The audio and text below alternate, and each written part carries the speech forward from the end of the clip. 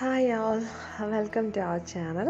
അപ്പോൾ നമ്മുടെ ചാനലിലെ ഓണം സ്പെഷ്യൽ എപ്പിസോഡിലെ ആദ്യത്തെ വിഭവമായിട്ട് ചെയ്തിട്ടുള്ളത് ഇഞ്ചിക്കറിയാണ്. അപ്പോൾ വളരെ ടേസ്റ്റി ആയിട്ടുള്ള ഇഞ്ചിക്കറി വളരെ എളുപ്പത്തിൽ എങ്ങനെ ചെയ്യാമെന്ന് നമുക്ക് നോക്കാം. അതിനായിട്ട് ഞാനിവിടെ 200 ഗ്രാം ഇഞ്ചി എടുത്തിട്ടുണ്ട്. അതിനെ നന്നായിട്ട് കഴുകി വൃത്തിയാക്കിയതിന് ശേഷം ഈ ഒരു സൈസിലുള്ള കഷ്ണങ്ങളായിട്ട് മുറിച്ചെടുത്തിട്ടുണ്ട്. ഇനി നമുക്ക് ആവശ്യമുള്ളത് ഒരു ഉരുള പുളിയാണ്. ഞാനിവിടെ നെല്ലിക്ക വലുപ്പത്തിലുള്ള പുളി എടുത്തിട്ടുണ്ട്. അതിനെ നന്നായിട്ട് വെള്ളം ചേർത്ത് അതിൻ്റെ ജ്യൂസ് ആക്കി എടുത്തിട്ടുണ്ട്.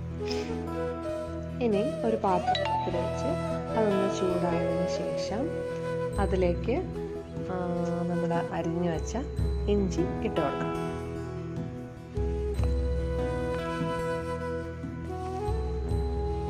അപ്പം നമ്മുടെ ഇഞ്ചി ഇട്ടതിന് ശേഷം വളരെ ചെറിയ തീയിൽ വെച്ചിട്ട് തന്നെ ചെയ്യുക. നന്നായിട്ട് വറുത്ത് അതിന് ഒരു ചെറിയ ബ്രൗൺ കളർ, ഈ ഒരു കളറിലാവുന്നത് വരെ ചെറിയ തീയിൽ വറുത്ത് കോരിയെടുക്കാം.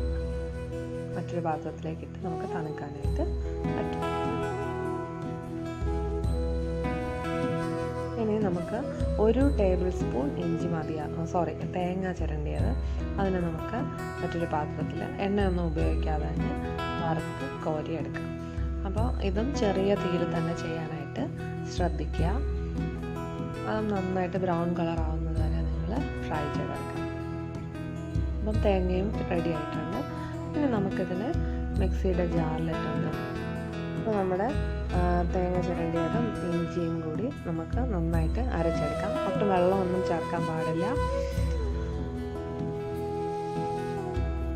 തേങ്ങയും കൂടി ഇതിലേക്ക് ഇട്ട് കൊടുക്കാം. അങ്ങനെ അരച്ചെടുത്തിട്ടുണ്ട്. അപ്പോൾ ഈ ഒരു പരുവത്തിൽ അരച്ചെടുക്കാം. ഇനി നമ്മൾ നേരത്തെ ഇഞ്ചി വറുത്ത ആ എണ്ണ തന്നെ ഒന്നുകൂടി ഒന്ന് അടുപ്പത്ത് വെച്ച് ചൂടാക്കിയതിന് ശേഷം അതിലേക്ക് കടുകിട്ട് പൊട്ടിക്കുക, കറിവേപ്പില ഇടുക. എന്നിട്ട് ഈ അരച്ച് വെച്ച കൂട്ട് നമുക്കതിലേക്ക് ഇട്ട് കൊടുക്കാം. അതിനുശേഷം നമ്മൾ നേരത്തെ റെഡിയാക്കി വെച്ചിരുന്ന പുളിയുടെ ആ ഒരു വെള്ളം കൂടി ഇതിലേക്ക് ഒഴിച്ചു കൊടുക്കാം.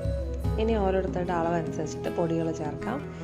അപ്പോൾ ഞാനിതിൽ വളരെ കുറച്ചായതുകൊണ്ട് തന്നെ നമുക്ക് കുറച്ച് ഉപ്പ് മതിയാവും. 1/2 ടീസ്പൂൺ ഉപ്പാണ് ചേർക്കുന്നത്.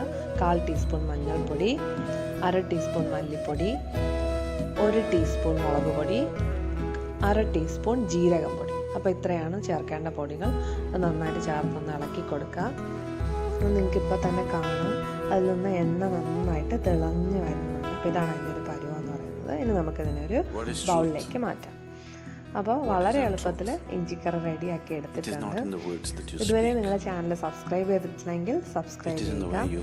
അപ്പോൾ ഇനി നിങ്ങളുടെ സപ്പോർട്ട് പ്രതീക്ഷിച്ചുകൊണ്ട് എല്ലാവർക്കും ഓണം ആശംസിച്ചുകൊണ്ട് നടത്തുന്നു. Thank you.